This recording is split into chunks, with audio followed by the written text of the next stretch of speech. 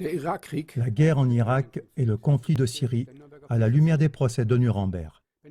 Benjamin Ferencz, qui a été le procureur en chef contre les groupes d'intervention SS au procès de Nuremberg à partir de novembre 1945, a jugé l'attaque américaine de 2003 sur l'Irak de la façon suivante.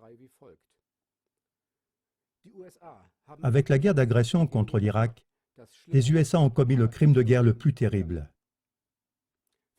Avec cette affirmation, Ferencz se réfère au principe Nuremberg 6. Les crimes suivants sont punissables comme crimes de droit international. Premièrement, les crimes contre la paix. Deuxièmement, les crimes de guerre. Et troisièmement, les crimes contre l'humanité. D'après le principe de Nuremberg 3, on devrait accuser comme criminel de guerre le président Obama et les chefs de gouvernement de tous les États de l'OTAN qui ont participé aux attaques aériennes contre la Syrie.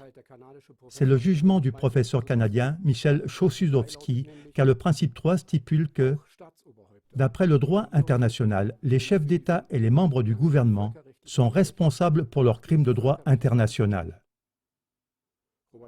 Robert Jackson, le procureur général américain dans le procès contre les principaux criminels de guerre, a dit à l'époque dans son discours d'ouverture du procès de Nuremberg: « Il ne faut jamais oublier que nous serons mesurés demain par l'histoire, avec la même mesure que nous mesurons les accusés aujourd'hui. »